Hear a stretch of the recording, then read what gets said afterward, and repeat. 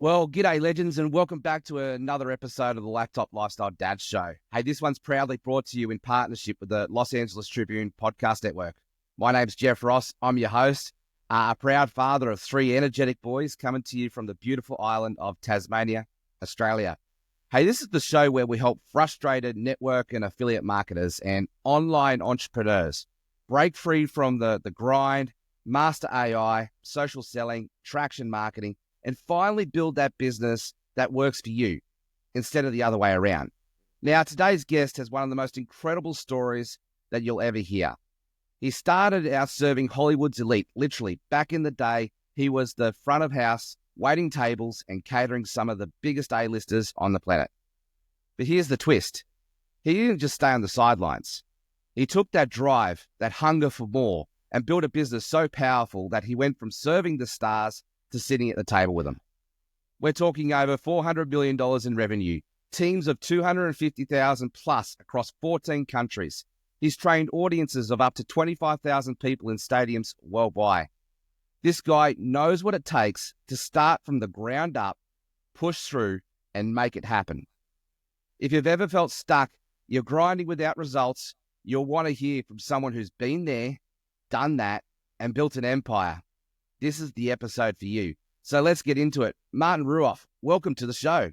Well, thank you for having me, Jeff. I appreciate it. No, I appreciate you and really looking forward to getting into this. We've got a bit of a history and a really good one, and I can't wait to share that with our audience. But before we dive in, legends, let's just talk about today's sponsor. This episode is brought to you by Shoply. If you're looking for a way to create additional streams of income without the hassle of inventory or complicated systems, Shoply's got you covered. With Shoply, you can launch your own e-commerce store within minutes, no tech headaches. You can leverage AI-powered marketing tools, sell smarter, not harder, and turn your social media into a money-making machine. It's all about making money online with businesses that are simple and profitable. So if you're serious about leveling out, come check out Shoply and see if it's a good fit for you. And all right, legends, let's get into it. Let's get into the gold with Martin. So mate, your journey has been a wild one, from waiting tables to now being able to sit at the table with elites. Let's take us back. You know, what was that transition like for you? What was the turning point when you knew that you were meant for more? I think the turning point was really, I just hit a point where I was so frustrated, and I was waiting tables at one of the best restaurants in Los Angeles, as you mentioned. I mean, I was literally waiting on the biggest celebrities in the world, billionaires, people that would come in and spend thousands and thousands of dollars on dinner. And, they'd spend that on a bottle of wine, and I kept it was kind of like I was sort of split. On one half, I was really grateful for the job that I had because it paid the rent, paid the bills and whatnot. But that's kind of all it really did. And I just, on the other hand, I was like, I want more. And I'm looking at these people going, look at their lifestyle. Look at the ability that they have, the freedom that they have to be able to just spend money. And their stress levels just didn't seem particularly high. Now, I get it. I was looking at a snapshot of their life, right?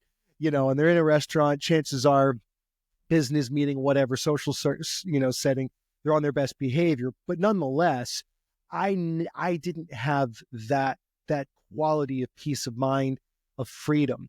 And so I began to really yearn for it. And the more I yearned for it, the more I became aware of the chasm between what they had and what I had. And so I just started asking myself some pretty simple questions like, well, what do they have that I don't have? And when it really came down to it, it wasn't that they just had more money. They had a better opportunity. They had a better gig. And so I was like, well, what am I good at? Yes, I had done acting before. Go ahead and make the joke. So you're an actor, you're working at a restaurant, you must be an actor because you're living in LA. But I actually did work.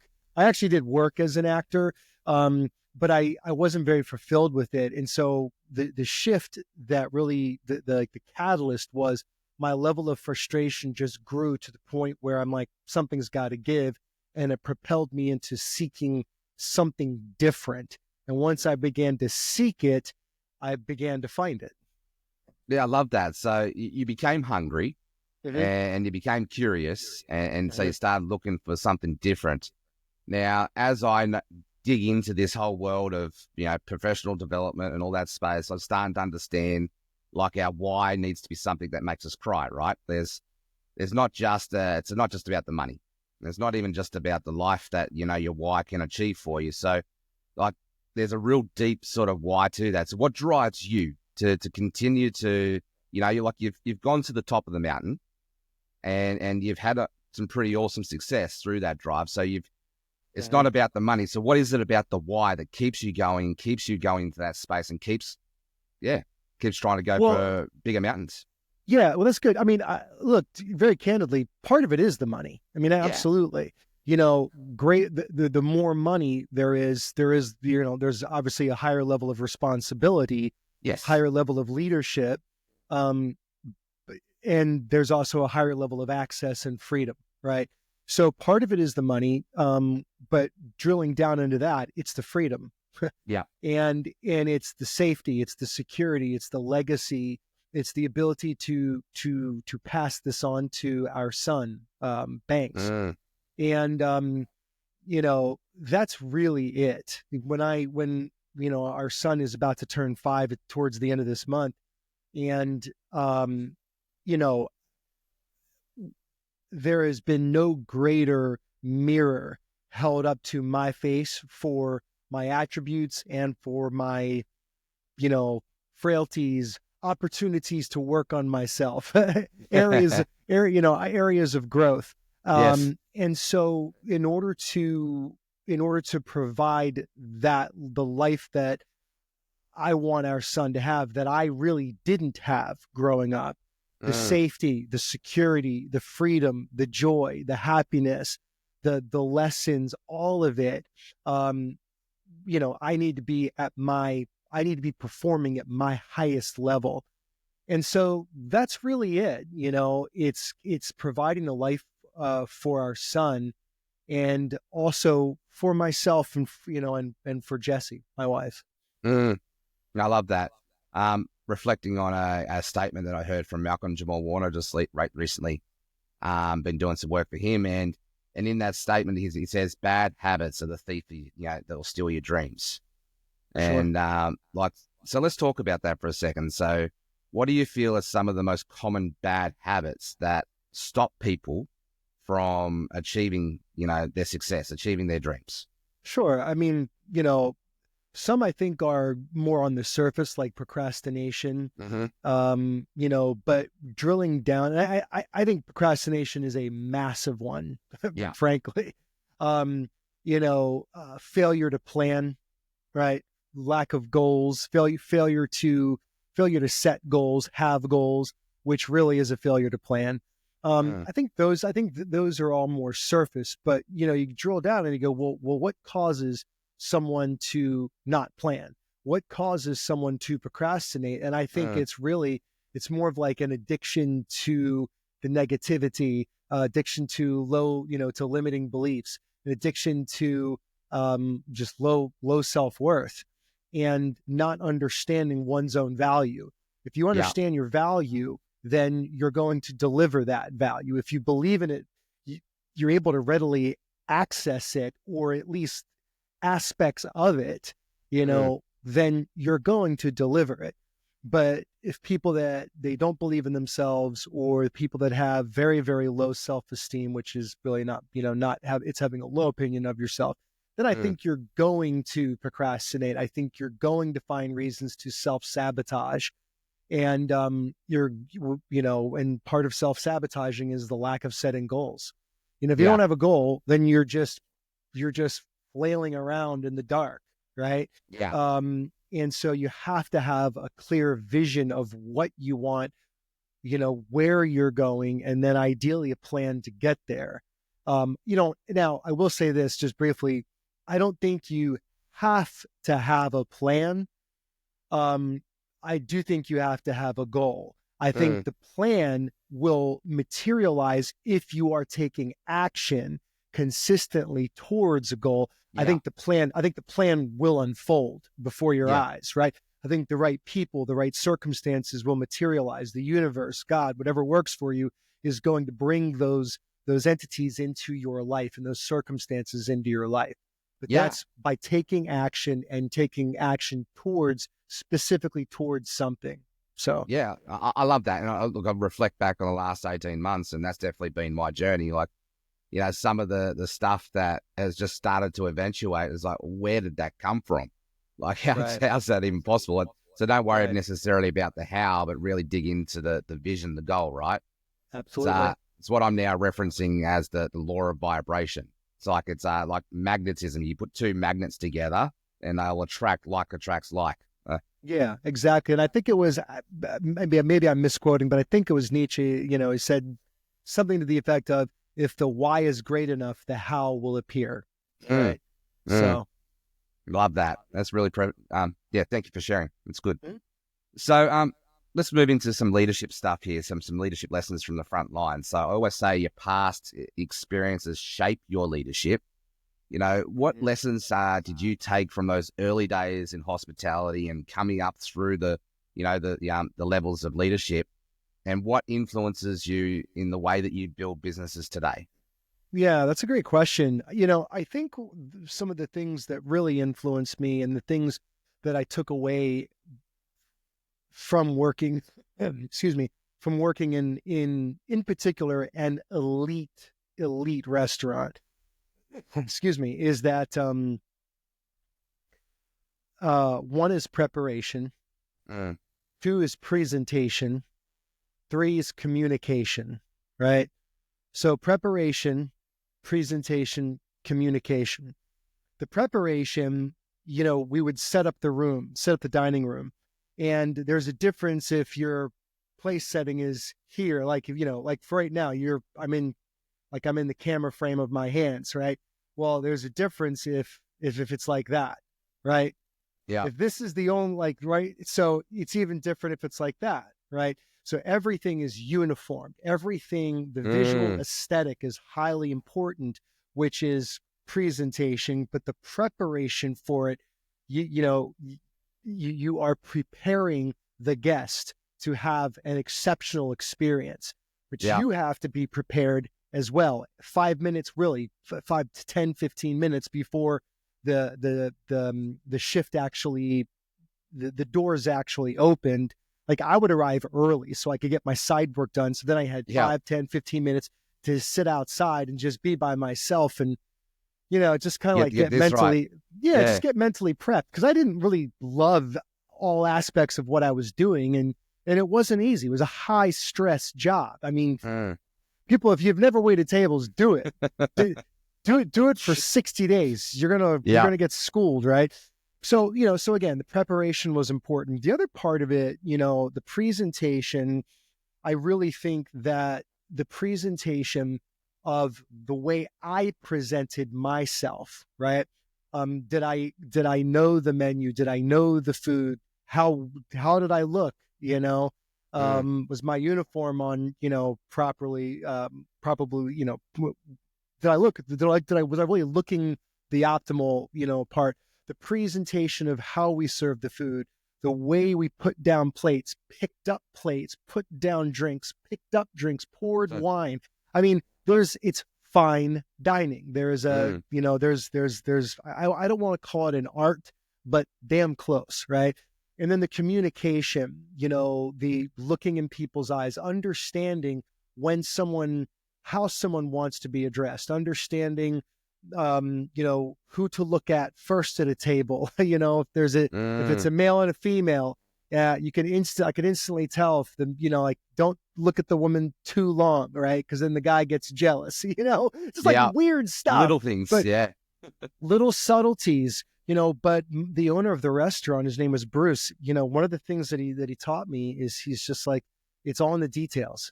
It's all in the details, and that is exactly right. That's really what I've been saying to you in terms of the preparation, the presentation, the communication. It's the subtle details that make a significant impact on the overall experience of someone else. So that all leads to I'm serving, right?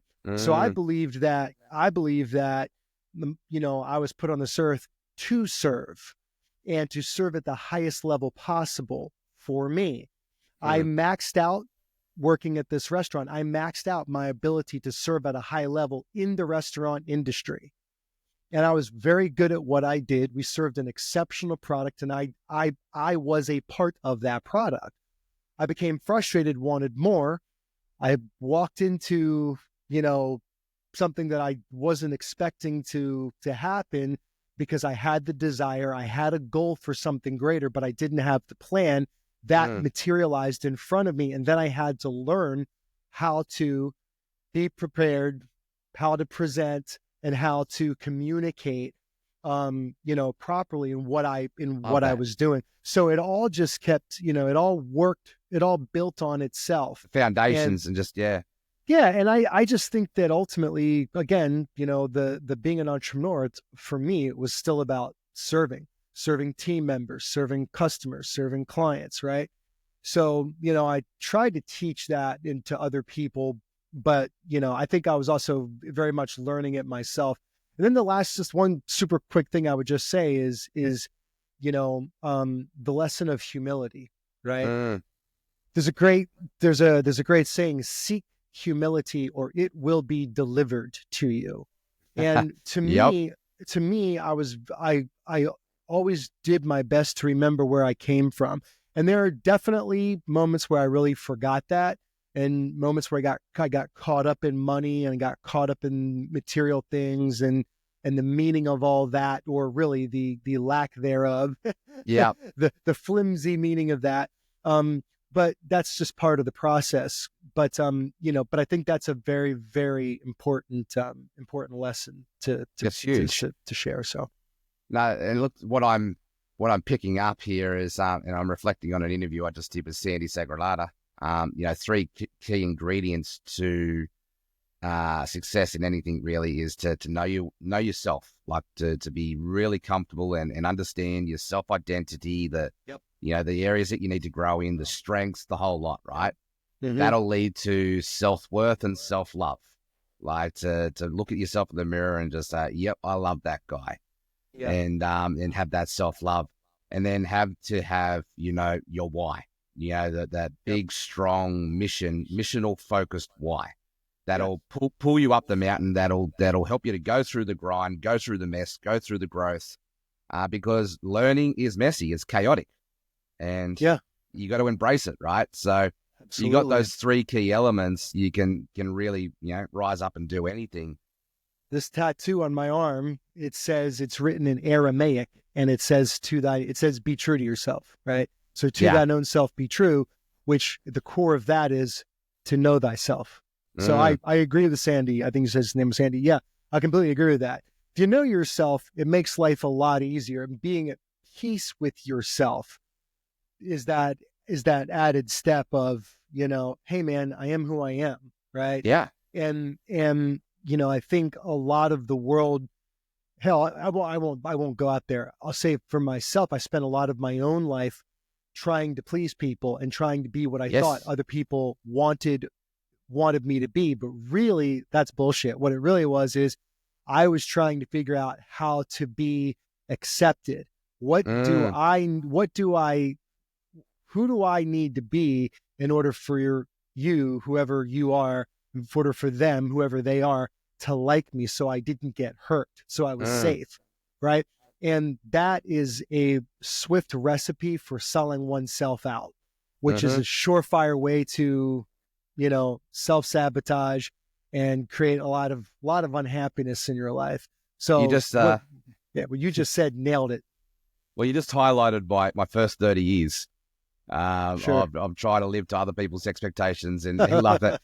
It got so much to the point where I felt alone, right? I felt so alone that I actually did try to kill myself. Like that was where I got to, that empty, thought the world would be better off with me because I was setting myself up for failure.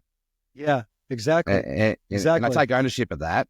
But, sure. Looking at the last, 12 years, it's been very much that journey of self-identity, self-worth, self-love. And And this leads me to like when you know yourself intimately, into me see. When you're intimate in that space, that gives you a stronger, firm foundation to be a guide to serve others. Mm-hmm. And I love what you were saying there about, your restaurant days, and what was it? It was preparation, and it was planning, and it was communication. But, in that journey, you've gone through your own self-worth, self-identity, and you've gone into that self-development space. Yep. And then and through that, you've been able to then go help others do that, and that servant-hearted leadership style. Absolutely. Absolutely. Yeah. Yeah. Yeah. Yeah. That's what it's Love about. that. So I've got to share, we actually met on a couple of dream trips. We met in Punta Cana. We met in Mexico there in 2023. And mate, one of my most favorite memories was with you just chilling in the jacuzzi in Mexico, looking over the ocean of the Riviera Maya, and talking about all things leadership and personal development. Yeah. So for Martin, what has travel meant for you in your journey, and why do you think it's such a powerful tool for entrepreneurs and leaders to make sure it's a part of their lives? Yeah, great question. I think travel is it's arguably one of the best ways to actually learn life. Mm. Because when you travel, typically, you're outside of your home. Your home is your comfort zone. Your home is literally, for most everyone, not everyone, for most people, they create a home to be as comfortable as possible, right? Getting outside of your comfort zone, you're faced with, communication. How do you communicate? How do you present yourself? How well have you prepared yourself? Not to go back to those lessons, but that's, I really think they apply. But you also really, you're getting the best education about what life really is, because you're meeting other people and you're seeing, how other people live and what other people actually value, different cultures, different communities, and not to mention being like in Europe, for example, going into the old world. I'm a part of the new world, right? But going to the old world and, visiting, architecture that is not hundreds of years old, thousands of years old, like thousands, it's all inspiring. And I think that's really the thing that it takes you so outside of who you think you are, and it gives you that plenty of runway to fill in and experience who you actually are. And so I think you'll learn a lot about yourself. And again, also just being able to experience different food, seeing impossibly beautiful landscapes, like going to the Maldives or wherever, Bora Bora, Hawaii, like anywhere, it doesn't matter, like whatever it is for that individual.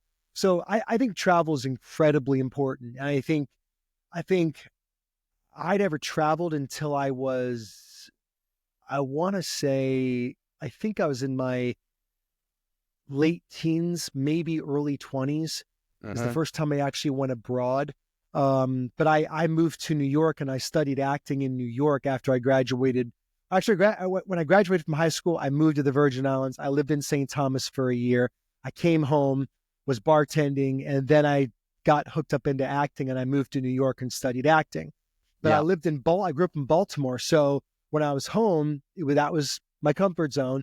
But going to St. Thomas, going to New York, I was outside my comfort zone, and I learned so much. And I think travel also gives you the ability to invent yourself. I love that. It's either, reinvent, or just, it's not about reinventing. It's constantly stepping into the greater version of yourself. So you're constantly inventing who you are. You're constantly stretching the expression of who you are. And traveling, again, gives you that breadth to really expand into that. So Yeah. it's vital. It's vital. Yeah. That's powerful. That's why I look, I'm taking my 13-year-old son to Japan for his 13th birthday. Like, that's how much travel is a big part of our lives. Like, I've just listened to you here, talk about the beauty of the world around and there's all these amazing locations. And then I was just hit with a memory of where I saw some beauty and this really out there radical location. And it's somewhere you would never think you'd find some beauty, but it was in the slums of India. So we went on an immersion trip there, India last year, my son and I, and we went into like a real immersion cultural trip, and we got to go right into the slums. And one of these slums were basically these people, beautiful people, they were beautiful, living in like this rubbish tip area. And that was their job. They picked out sifted through the rubbish. But it was the smiles on the kids' faces of all the random things, seeing beauty in the world where us Westerners, right, if we've got a roof over our head, running water, power, food in our fridge, we're part of the top 2% wealthiest people in the world. Mm-hmm. And did some research into this, and looking at some interesting stats. 16% of the Western world, America, Australia, UK, live in developed countries. So that leaves, what is that? 86% live in places that are like India, in slums. So that puts things into perspective, right? Yeah. And so, like, these beautiful kids in these areas of India, like the simple act of my son giving them a banana, and like just to see the faces light up with so much joy in that, like, it's just so much beauty in that. Now, I wouldn't have seen that outside of Australia or anywhere else. Like, I had to go to India, to go to Delhi, so he experienced that part of the world and the culture, and to see that beauty. And thank you for bringing that memory up. Like, it is amazing how much travel just transforms you. Yeah, absolutely. And it also creates the memories that you'll never forget. You'll never, you and I we've trained on this. We've told others this, but it's like, think back to when you were, 15. What did you get for Christmas when you were 15? Like, you probably have no clue, right? I think it was a saddle for a horse or something. Yeah, it's like, but think back to the vacation that you did with your, or the holiday that you did with your parents, right? Yeah. You remember your experiences. You don't really remember the objects you were given. Some objects, some things leave an immense impression, but most every gift you've forgotten, but you'll never forget the experiences. And here's the other thing also, you talk about what the experience that you and your son are going to have, when he turns 15. Here's the really cool thing. It's the gift of time. I mean, as a parent, you understand. Yeah. The gift of time. Like that, we ain't getting more of it, right? Yeah. And so, that gift of time to somewhere else, to have extraordinary experiences with his dad, with dad, like that. Yeah. I mean, come on, man. Come on. Like, that's bravo. I'm glad you're doing that. That's inspiring. Thank you, Martin. And like, reflecting back to the start of this interview, we started talking about your why, right? And all of that. And like, I know our why is very close in that space to be able to, what drives us really is that gift of time, is that gift of freedom to give to our families, and to be present, right? To give them those shared, connected experiences, so the memories that they create will last them a lifetime. But through those shared, connected stories, we get to bond, to become closer together, and I get to help my kids receive what I didn't get, and help them to understand their self-worth, their self-love, their self-identity. So a lot of what we're talking about in this interview, it's very much, it's inner work, right? And love it. Thank you. Yeah, absolutely. So let's shift gears. I want to talk, this is a social selling and AI mastery sort of podcast. And I know that AI is not your wheelhouse, but you would have Right. seen it from the outside looking in. So I want to talk about from that perspective. Mm-hmm. And I know that you've been in the network marketing industry for a couple of decades now, not probably longer. I'm not going to try and call you out there on your age, but network marketing has changed big time in over the past few years, especially. And now we've got, all of these AI tools and all this automation shaking things up even more. What I'm seeing in the midst of it all is the world's becoming a very noisy place. It's becoming very, very noisy to compete against all of the voices on social media. Mm-hmm. And trust is at an all-time low. Yes. So to go out there and try and connect with someone and build the trust, like I remember when I first started in 2010, like it was hard, but it was not as very hard it is today to build trust with people. Mm-hmm. So how do you see this whole AI, social selling space transforming and working in a way that serves the industry? Not I understand there's all the stories out there that it's against the industry and it's making it, it's I don't want to talk about the negative concept. I want to look at it from your perspective and what is the best way for entrepreneurs to embrace this instead of fearing it? Well, I mean, I think in many ways it somewhat levels the playing field because it allows people that may not, my understanding of it, it allows people that may not be the greatest communicators to communicate much more effectively, right? To present themselves more effectively, to create a better offering, so and maybe even to help define or refine themselves. And I think there's tremendous power in that. I will say, ideally the individual needs to rise to the level of the AI. Yep. So, it's kind of like, at some point, don't out yourself, catch up or you're going to out yourself. Right. If you're Yeah. not, but I think that's what's really incredible about it. I mean, obviously there's extraordinary opportunity with AI and, people are, earning truckloads of money, utilizing AI. And I think that will only continue, but it will also, it clearly it's going to, at some point, going to really call on the individual to learn what it is, to really learn their craft, obviously. Yeah.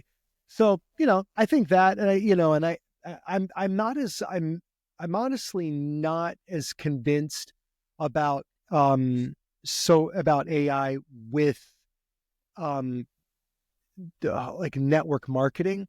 I mean, for some of the obvious things like maybe branding or, communicating, getting your offering out there. Sure. But I do think depending upon the nature of the actual business, the culture of the company, I think, nothing replaces this, Yeah. right? This communication, but obviously, I'm sure AI can help with that as well. Right. But again, at the end of the day, people are going to be drawn to you, Relationship, right? right? That's it. Yeah. Relationship. It's Exactly. communication, it's relationship, and coming back to like your lessons there from the restaurant days. It's the preparation, it's the planning, it's the communication, and I would say where AI has supported me on my own journey is exactly all of that.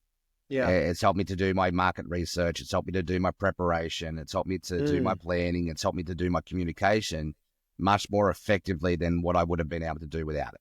Yeah, and your presentation, obviously, Yeah. So spot on, man. I mean, thank you for putting it that way because you're absolutely right. It really has. Yeah, that's legit. And that's where I see it really serving us. And once again, it's to highlight, and I wanted to thank you for sharing your perspective because I wanted to always bring this to the forefront that AI is not a replacement by any means. It's a tool, right. And it's a tool for us to partner with. It's a very powerful tool. It's like a Ferrari, and you get a kindergarten kid behind the Ferrari, you're probably going to crash into a few walls. Yeah.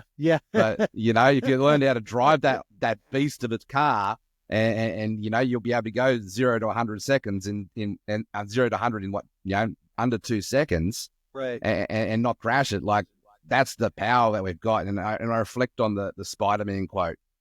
What is it? With great power comes great responsibility. Mm-hmm. And I love to flip that.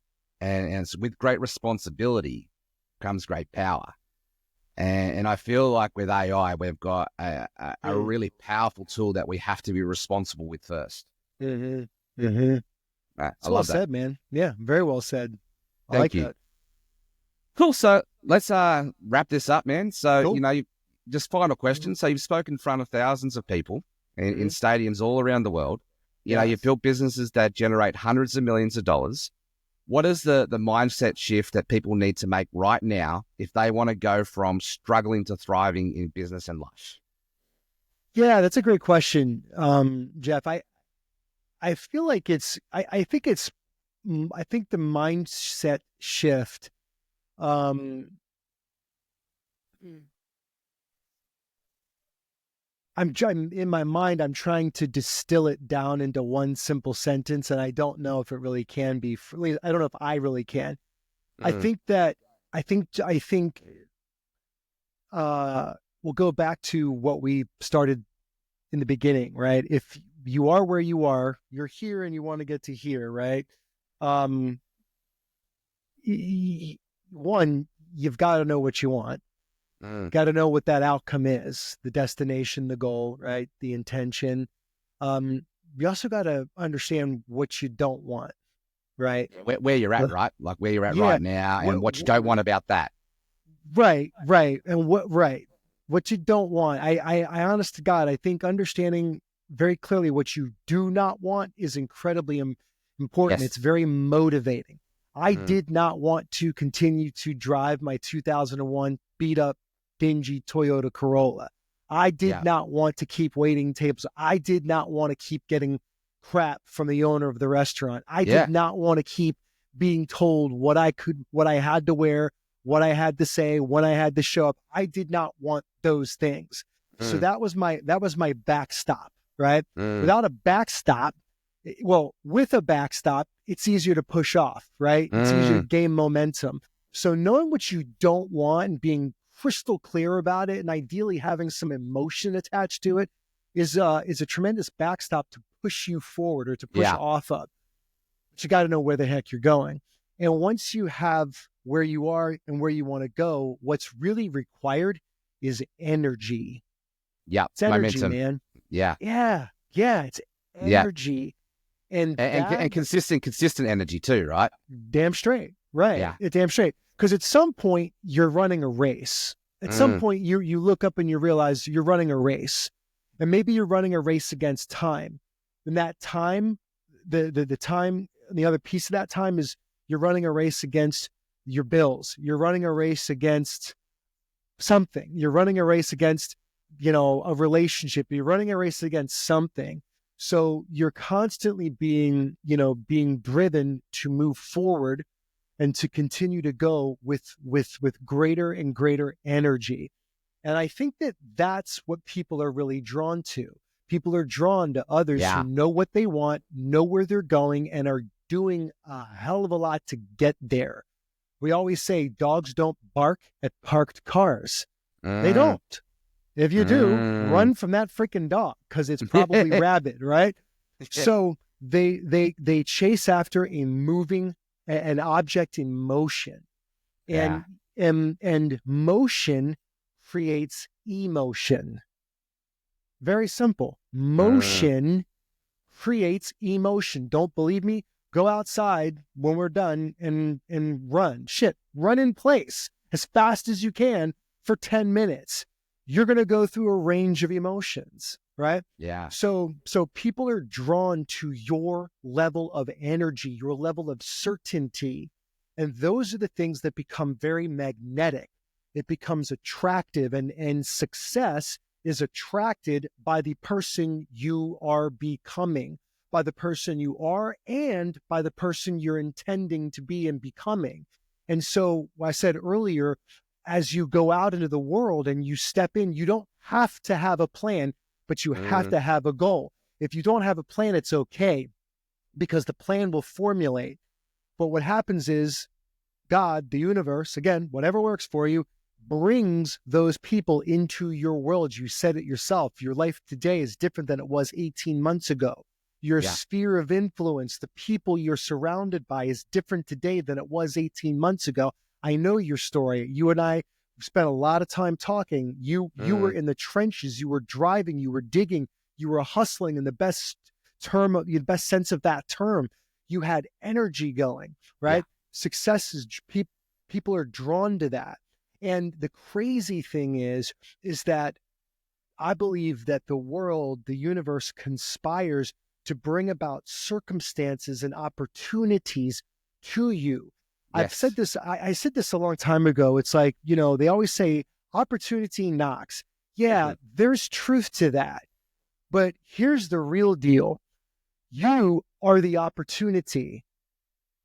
So if you're the opportunity, other people come knocking to you. But you're only the opportunity if you are in action and doing something and going somewhere with certainty, with intention, with action. Then you're the opportunity that other people are coming and knocking on. It's very, very powerful, man. It's just a subtle shift. But people are like, I'm going to wait for my opportunity. Garbage. Be the opportunity. You are the opportunity. Yes. Go out and be it. And then more opportunity will be drawn to you. And you think it's happening.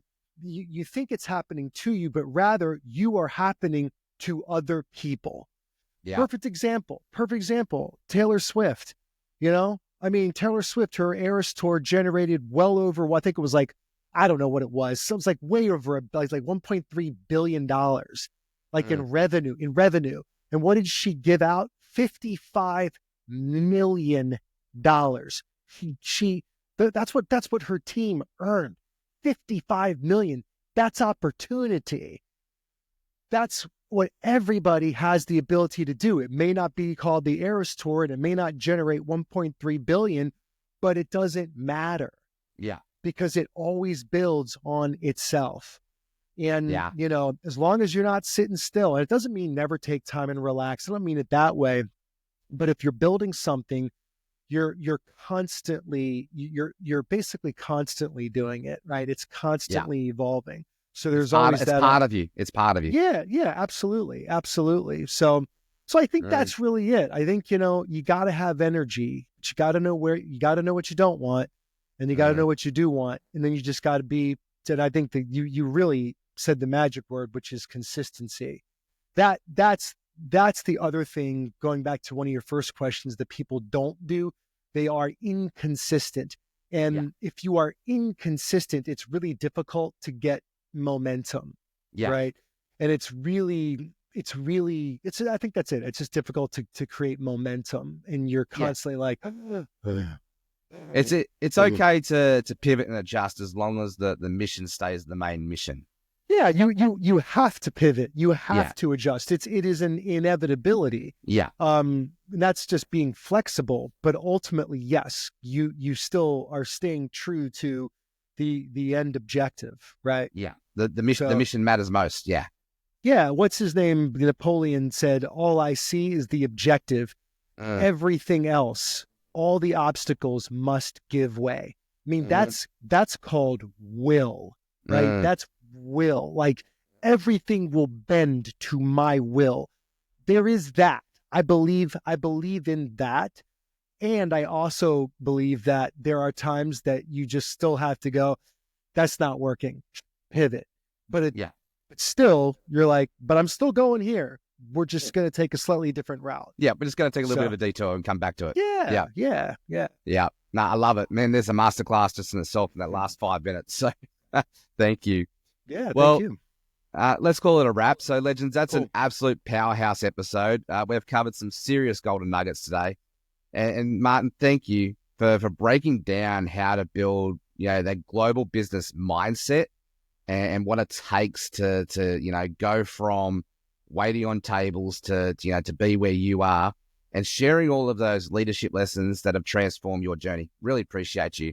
Yeah, my pleasure. I appreciate you having me on, and congratulations on all your success. Well earned, well deserved. Thank you. Thank you for that recognition. Yeah. Okay, guys. Well, here's the thing. Information alone won't change your business, won't change your life. Action will. So take one thing that you've learned from today and apply it. I know I'll be going back through this episode. There's loads of gold in this. And that's why I actually love podcasting, right? I get to interview amazing people like Martin and just glean from them, be a sponge. So make sure that you do the same thing. You know, just listen to this episode, find that one thing and go and apply it. Hey, also tag your mates and make sure you tag me in your wins. I want to help celebrate you. And if this episode gave you some value, share it with a mate who needs to hear it the most.